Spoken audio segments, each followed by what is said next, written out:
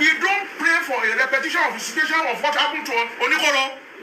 No, God forbid. We don't pray for that. And I am telling you most sincerely and frankly speaking, don't let anybody deceive you. Most of the KBSCs in the Ifelodun, they live at Ilorin. Ifelodun. Most of the KBSCs in the Ifelodun, local government, most of them cannot stay at home again. Most of them stays at Ilorin. Since when Onikoro happened, they left home. It took us to begin to beg Olora to come home from Lagos. Because the man knows clearly that he is a target. It has gone so bad that these people will even have the gut to write to some of our colleagues here. We are coming so today. They are at one time or the other written to Omupo that they are coming. What type of situation is this?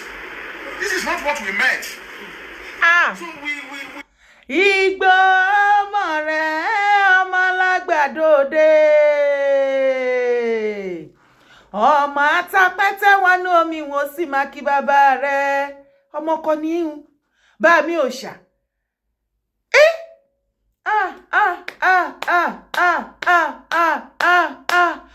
mo pariwo mo wí mo ní ẹ̀yin ọmọ Yorùbá ẹ fọ̀tẹ̀lẹ̀ ẹ fàbòsí ilé ẹjẹ́ àṣeun tó yẹ ká ṣe Ọlọ́run fọmọkùnrin tá ń pè ní ṣí Sunday Igboho ọmọ yín bàbá tèmi ó fi jíkì wà nílẹ̀ Yorùbá akọni mélòó la rí tó gbóyà bíi tiẹ̀ tó lákìkanjú irú àwọn ọmọ bẹ́ẹ̀ yẹn tí wọ́n bá ní yálà lórílẹ̀‐èdè ní fíléèjì ní táwọn ní ríjíọ̀nù ní stéètì ẹni wọ́n máa ń pakuru mọ́ wọ́n máa ń protect wọn ní àfìgbà tẹ́ fọ̀tẹ̀ àti tẹ̀bẹ̀lẹ̀kún tẹ́ fi sí ẹ rò wípé ṣí Sunday Adéyẹmọ lẹ́ ń ṣe ẹ mọ̀ wípé ara yín lẹ̀ ń ṣe ara yín lẹ̀ ń dá lóró ara yín lẹ̀ ń dá lóró Ìgbòho kọ́ Yorùbá nation pariwo ẹjẹ́ àdádúró tá a bá kúrò lábẹ́ àwọn wèrè wọ̀nyí yọ nǹkan tí ọmọ Fúlàní á lóun wá ṣe ní ilẹ̀ Yorùbá land as a country nǹkan tó máa ló ara nígbà ohun tó fi wá ń pa wá tó lé àwọn èèyàn kúrò tí wọn ò ní lè ìwọ tó bá pa èèyàn nínú Yorùbá land as a country pípa náà pa ẹ́ just like every other country developed country kò ní sí wípé forcefully ọmọ ìyá ọmọ bàbá ni wá anybody tó nǹkan tó bá ti ṣe àṣegbé ni they are more Nigerians than àwọn àtàjẹ́ Nàìjíríà kò ní sí yẹn ṣùgbọ́n ọ̀pọ̀lọpọ̀ èèyàn bá pèyín ẹ̀yin èèyàn mi ṣe ti gbàgbé bá ṣe ṣiṣẹ́ ni iṣẹ́ yẹn dé ṣe ń lọ á pe ẹ̀yin bàbá wa a ní ẹ pósítà ẹ fún wa ní support ṣe Sunday Adéyẹmọ Ìgbòho ó ní kò sí nǹkan tó òun fẹ́ níbi táwọn kan tó ti demand tó ń gbé yín ní condition billions of naira ìgbé tẹ́ bá máa gbé iṣẹ́ yẹn fún láti protect Yorùbá land ẹ máa fún ní billions of naira òun máa strategize òun máa kúrò òun máa ga àwọn tó fẹ́ lò láti fi tó lóun fẹ́ fi flush àwọn ọmọ Fúlàní náà wà lára wọn ẹ wá rí original ọmọ kan diluted one tó jẹ́ akíkanjú tí Ọlọ́run dá pé ó fi jí kìyín lọ́fẹ̀ẹ́ lófò ẹ wá rí ó ní òun ò gba sísì lọ́wọ́ yín kìkì dá support yín lòun fẹ́ tẹ́ ẹ bá ti fóun ní support ẹ̀ fóun ní go ahead ó ti tán ó lọ àwọn á make sure pé wọ́n protect ilẹ̀ Yorùbá kílẹ̀ tún wá àfìgbàtẹ́ tọ̀tẹ̀ àti tẹ̀mbẹ̀lẹ̀kún àtàbùsí ẹgbẹ́tì ẹ̀yin èèyàn mi àwọn kábíyèsí ni wọ́n ń làmẹ́ǹtì ó ná pé yẹ́yọ aláyé o wọ́n ti lé wọn kúrò ẹ dúró ìrẹ́pọ̀dún ìrẹ́pọ̀dún ṣé kò ṣe rí eré bàbá mi òòṣà náà nìyẹn ní Ọ̀ṣun bẹ́ẹ̀ ṣé kìí ṣe orí bàbá Ìgbòho nìyẹn òòṣà mi gbìngbìngbì òòṣà mi gbàgbàgbà bàbá ẹ wá o wàhálà ti ṣẹlẹ̀ ní ìrẹ́pọ̀dún kọ́ Ìfẹ́lódùn náà pé o wọ́n ní wàhálà ti ṣẹlẹ̀ àwọn ọba Ìfẹ́lódùn wọ́n ti sá lọ Alárànfin lára ẹran tí ọba mẹ́ta tí wọ́n fẹ́ pa ní Èkìtì tí wọ́n pa méjì afẹ́fẹ́ gbé pa Alára tí wọ́n sá lọ wọ́n ní bàbá Lára ti sá kúrò ní Ìlara o lẹ́kìtì wọ́n lẹ́kọ̀ọ́ náà lọ tẹ̀dó sí kójú má rí bí gbogbo ara lóògùn ẹ̀ bàbá yá sá lọ wọ́n yana pápá bora ṣé ń gbọ́ lẹ́nu kábíyèsí àṣírí tó wọ́n nítorí Alára mọ̀ wípé àwọn ni the next target ṣé ń fetí ara yín gbé wọn kábíyèsí bó ṣe ṣàlàyé wọ́n ní kíni wọ́n ní àwọn Fúlàní máa ń kọ lẹ́tà wá fún wọn wípé ọ̀dọ̀ yín ló kàn ẹ̀yin ló kàn tó fẹ́ wá bá nígbà tí gbogbo ẹ̀yin kábíyèsí sìn tẹ́ wá lẹ fẹ́ sá kúrò so ọ̀pọ̀lọpọ̀ yín ti sá kúrò ibòmíì lẹ lọ ń gbé wọ́n ní ọ̀pọ̀lọpọ̀ yín ní Ìgbómìnà wọ́n ní Kwara lẹ sá lọ eba àwọn kan ná pápá bora lọ sí Lagos State ọ̀tẹ̀lẹ́tìkẹ́ o okay ní ìgbà tí ẹ̀yin kábíyèsí tẹ́ balẹ̀ àwọn èèyàn tẹ́ jẹ́ olórí bàbá gbogbo àwọn èèyàn tẹ́ balẹ̀ lórí tẹ́ jẹ́ kábíyèsí ní village táwọn ibi tẹ́ wà nígbà tí ikú dé sìn tí ẹ̀yin wá ná pápá bora tẹ́ sá lọ àríkúyẹrí ni yín nìyẹn o wàhálà ti wà o bàbá sá fún kú ẹ fà wọn mọ́lẹ̀ àbíyàgbà làwọn eléyìí ọ̀pọ̀lọpọ̀ kábíyèsí ilẹ̀ Yorùbá ti yabiyagba lẹ́yìn ẹ disappoint wa sí finish dé wìtọ́kàn tá a bá ń wí fún yín ẹ̀ nígbọ́ tá a bá ń sọ̀rọ̀ fún yín ẹ̀ nígbà wọ́n ní tẹ́ ẹ bá ti fẹ́ lọ jọba ẹ ṣe kí ni ẹ lọ sí ìpèbí gbogbo nǹkan tó bá yẹ kẹ́ ẹ ṣe ẹ ní ìgbàgbọ́ yín ò rọ̀ mọ́ mùsùlùmí ẹ̀sìn yín ò fàyè gbà nísìnyí tó ti wá yán kẹ́yìn because ẹ wo bí wọ́n ṣe pa ọba méjì lẹ́kìtì ẹ wo bọ́n ṣe pa wọ́n dànù just like that kò sí nǹkan kan lára nọ́ọ̀tì ẹ kò wà ẹ disgrace orí adé nílẹ̀ Yorùbá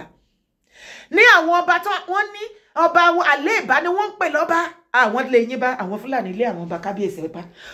àwọn má pariwo yín fáyé ọlọ́ọ̀nù ti bí mi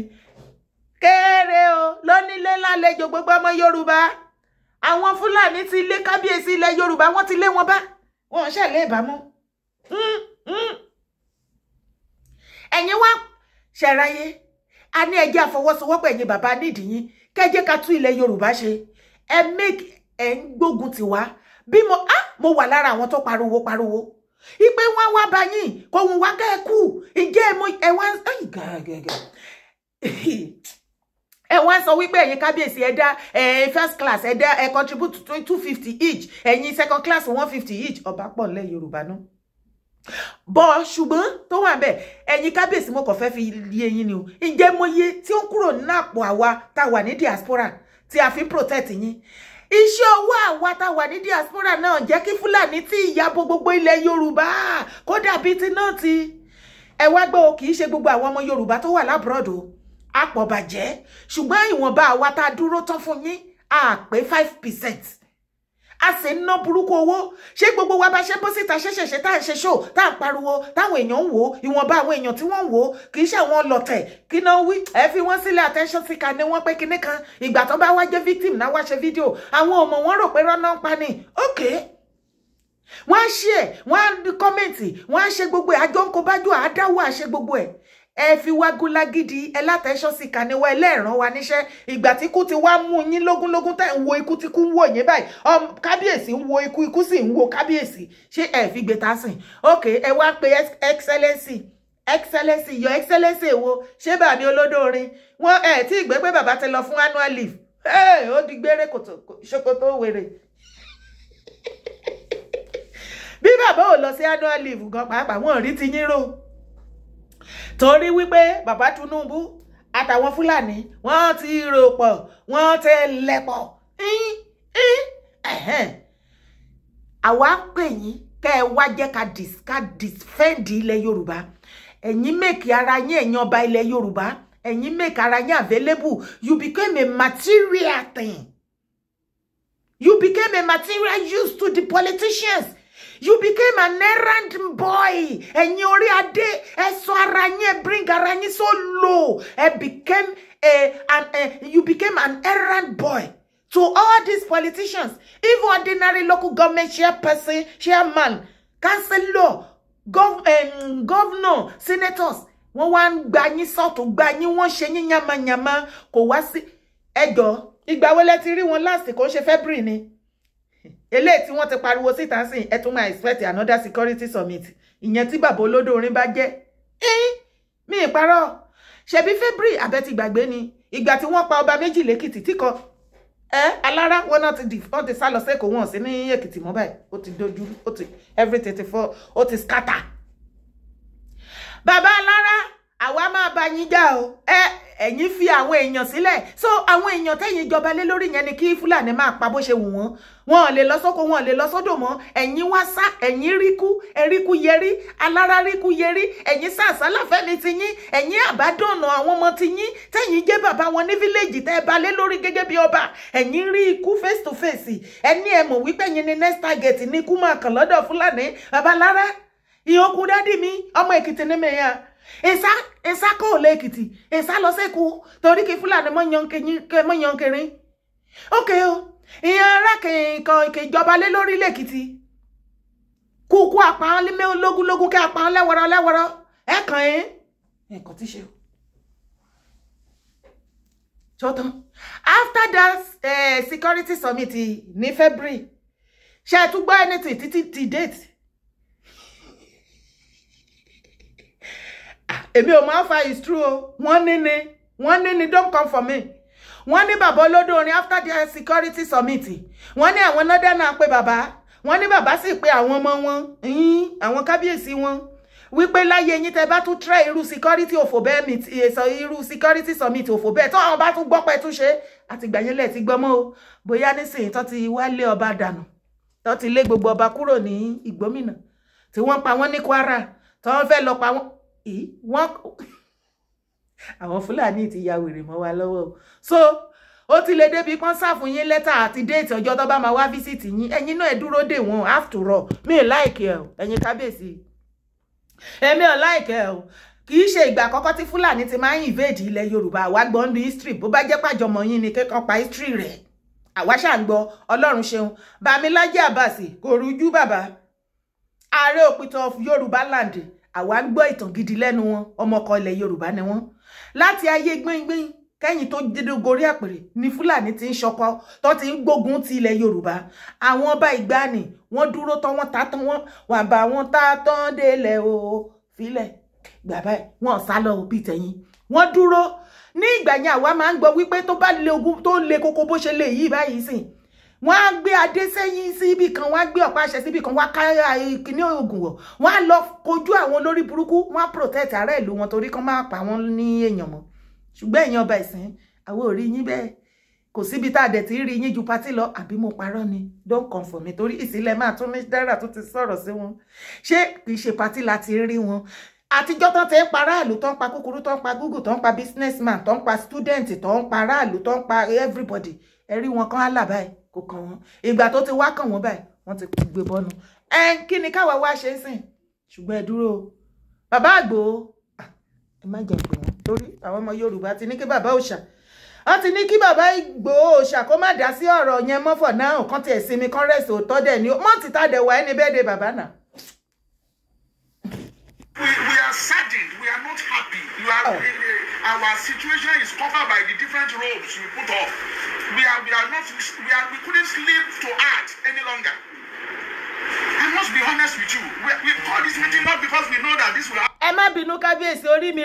re ṣe ọba jẹ kó pẹ́pẹ́pẹ́ o. Ẹ lè sùn kẹ́ díjú kẹ́ hanrun mọ́ ṣùgbọ́n ẹ lè lọ patí. Yín ṣe bí wọ́n ti wá àtàkì yín lẹ́nu ọ̀nà patí. Àbójú ọ̀nà kan lẹ́ ń gbà lọ tẹ máa fi lọ patí káàkiri. Ẹ bẹ ṣe wà ní Ìgbómìnà yẹn báyìí. Wọ́n bá fẹ́ ṣe patí lẹ́kọ̀ọ́ ẹ lọ bẹ̀ Ìbàdàn gbogbo ẹ̀. Ṣé wọ́n ti ṣebí ẹ sì ń lè lọ patí orun lẹ́ẹ̀kan lè sùn. Ẹni orun nìkan làwọn jẹ́kẹ́ ẹ̀sùn wọn gbórun lójú olóbùkú làwọn bọ́ìsì yẹn olóbùkú làwọn ọmọ Fúlàní ẹ gbórun lójú àwọn kábíyèsí wa lẹ́kọ̀ọ́ ọlá wọn ti ń bá wọn wí fún yín wọn lẹ́kọ̀ọ́ wọn ní rìspẹ́ẹ̀tì àwọn ọmọ tó jẹ́nu gbóná ń gbé iboná ti fẹ́ rí ta ló fẹ́ kọ́ wọn rìspẹ́ẹ̀tì orun nìkan náà jẹ́kẹ́ ẹ̀sùn ṣùgbọ́n jẹ́kẹ́ lọ patí ìyẹn náà ó dàbẹ̀ ni wípé ìgbà tán bá jẹ́kẹ́ lọ patí mọ́tẹ́ lè jáde nínú ilé ó dẹ̀ pé nǹkan méjì ló máa jẹ́kẹ́ lè ta yín jí o nísìnyí tó ti gbórun lójú yín tán bá tún wá gba patí náà tẹ wá wà nulé ẹ lè sùn kẹhunrun ẹ dẹ̀ tún lè lọ patí ó dẹ̀ pé gbà yẹn ẹ lè fìsẹ̀ wà. ẹ̀yin Fúlàní ẹ má lọ sọ́dọ̀ aráàlú o ọ̀dọ̀ àwọn kábíyèsí wa wọ́n lé gbé agbára pọ̀ ogun pọ̀ ṣe báwa ń pè yín wọ́n paráàlú ẹ̀yin mú ẹ sọ́gọ̀ wa pé àsàmà fúfú wa patí láti máa ń rí yín tẹ máa tẹ ẹ máa rú gẹ́gẹ́ tẹ máa rú gẹ́gẹ́ ẹ gbé adé sórí àtọ̀pá àṣẹlẹ̀ ẹ máa bóyín kẹ wọ́n sì ń pa àwọn ọmọ yín lábẹ́ yín ẹ̀yin wá disgrace ara yín ẹlẹ́sà kúrò nílùú kí wọ́n máa pa àwọn tẹ́ ẹ bá dé lórí ẹ̀yin sàsálà fẹ́mi ti yín ẹ wá ẹ̀sẹ̀ tí káràlú ká wá protect yín ẹ ti rí ẹ sáré lọ bá gọ́fìmẹ̀ntì kí wọ́n wá protect yín ń bo. No, we call an emergency meeting to come around again. In fact, we are using our resources out of nothing to make sure that things are working. Our people can no longer go to farm. Honestly, I swear by the name of God Almighty that I worship, our people are running away from going to farm. Mo like video yìí bàjẹ́ àbó like ẹ ni. Àtijọ́ tá ti ń parí ó tó stage kemi go te fẹ́ máa dá sí ọ̀rọ̀ Fúlàní because ọ̀pọ̀lọpọ̀ believe pé àmọ̀jú Fúlàní lọ pé bí ya ní special hatred kan sí wọn. Ṣùgbọ́n nígbà tó ń jáde lẹ́nu ọba kábíyèsí ilẹ̀ Yorùbá fúnra wọn. Omi ti mú mi gbogbo wa ṣẹ̀ṣẹ̀ jọ bẹ̀rẹ̀. Ṣé kábíyèsí mi ẹjọ́ ẹ bá mi dárúkọ kábíyèsí tán sọ̀rọ̀ yẹn ní Ìgbómìnà ńbẹ̀. Ẹjọ́ kábíyèsí ṣé ẹ ti ṣe tán nísìn ṣé ẹ ti ready àbẹ́ ti ready ẹ ti ready àbẹ́ ti ready kájọ fọwọ́sowọ́pọ̀ ní ẹ jẹ́ ṣe the needful ṣe rí àròyé gbogbo nǹkan tó màtá tó wà lé ó má ti kọjá rádaràdà Fúlàní múra bọ̀ ó dẹ̀ pé ẹ̀gbọ́n gbogbo kìíní oríṣiríṣi fídíò tán fi hàn yín ní online tẹ́ rí wọ́n yàbọ̀ lógún lọ́gbọ̀lọ́gbọ̀n àìmọye villagers tó máa sáwọ́gbó lọ lọ́sàn gangan pẹ̀lú ọ̀kadà wọn wọ́n ń gbé bọ́ọ̀sì àtọ̀kadà bọ̀ wọ́n. Nígbà táwọn èèyàn bá lè lọ oko mọ́ wàhálà dé nìyẹn. So ẹ jọ̀ọ́ kẹ́ bá wa jíṣẹ́ fún gọ́fúnà pé ẹ bá wa nínú ìbànújẹ́ ọkàn wa gba ọgbẹ́ inú wa ò dùn. The situation in Kwara South, particularly in Ìgbómìnà land, we are not happy at all. And we think that this government is our government. And they have said it times without number.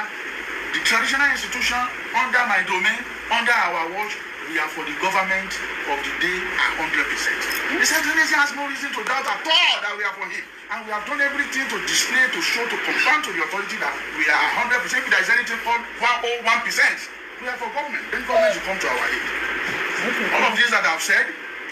we have appealed to authority to help us. The situation should not get to if you go to Oko, you will be surprised that this is a community. By 6, everybody, they are in house. And it's a university there. And there's a university there. In fact, only today, Dr. Thomas Adeyemi was in the meeting at Ajase with us. He donated 10 million naira. Was that not? Ṣé ti gbọ́ àti wí ìgbà tó ti wá jẹ́ wípé ìfúnra lára yín gan lẹ wá ṣe kíni tí ẹ hálà síta it is a finish mo sì wà okay ẹ̀yin ọmọ ìran mi akúṣẹ́ o gbogbo wa ta dúró láti yọ ọdún ìta tí pariwo tí gbogbo ẹ̀ padà wá ṣẹlẹ̀ tó ń jájó wọn lójú sìn iṣẹ́ la ṣe bẹ́ẹ̀ ni mo kíwa mo kíwa ẹ má bínú tí mo bá gbàgbé my bad yeah orúkọ tèmi ò yí padà rárá yèyé dára kò wé kòkòkò ó jẹ́ tètè help mi support mi bá mi gbé fídíò kó bá mi share lọ sọ́dọ̀ gbogbo baálẹ̀ gbogbo kábíyèsí gbogbo àwọn prince and princess káàkiri àgbáyé ní ọjọ́ ọmọ Yorùbá kí wọ́n lè mọ̀ nǹkan tó ń ṣẹlẹ̀ tó ń bọ̀ wá bá wọn mo wí tèmi náà mo tún ti ṣe party ti tèmi ó kù ti ẹ̀yin náà o má sì gbàgbé láti bá mi subscribe má gbàgbé at the same time láti bá mi like video drop your comments ọmọ Adéyẹmọ bẹ̀rù bá ń bà yín ni ẹ wí o ẹ̀rù bọ́ ọmọ Adéyẹmọ Ìgbòòṣà ẹ̀rù bọ́mọ Adéyẹmọ bẹ́rù bá ń bẹ̀ yín kábíyèsí ni kẹ́ wí o ẹ̀rù bọ́mọ Adéyẹmọ Ìgbòòṣà ẹ̀rù bọ́mọ Adéyẹmọ Ìgbòòṣà gbogbo tẹ́ ẹ wí tẹ́ ẹ sọ tí wọ́n ní kán torí ẹ̀ lọ pa yín pé wọ́n nígbà kan dún kẹ́ ẹ dún àwọn àkùkọ gàgàrà ó ti padà jájó wọn lójú o ẹ yo ọmọ ọkọ Yorùbá mo gbé fún ọba mi ó ní kú lẹ́lẹ́ òòṣà mi ẹ ní tí ẹni ọtí kì í tí lókè ọmọ ọkọ Yorùbá àwa fi yín yọgàn bá mi ẹ yàtọ̀ sáwọn gbàǹtù ẹ̀yọ̀ bẹ́ẹ̀ ni ẹ̀yin ọba ojú everybody máa bó ṣe bẹ́ẹ̀ ń gbọ́ kábíyèsí yẹn tó láwọn lóyà sí gọ́fìmẹ̀ntì over loyalty gan-an ó ń wọ́rí àwọn ẹ jẹ́ kí gọ́fìmẹ̀ntì wá bá yín dá sí gọ́fìmẹ̀ntì yẹn náà ló máa gbà yín a ṣẹ̀ṣẹ̀ bẹ̀rẹ̀ ni má gbàgbé láti bá mi like fídíò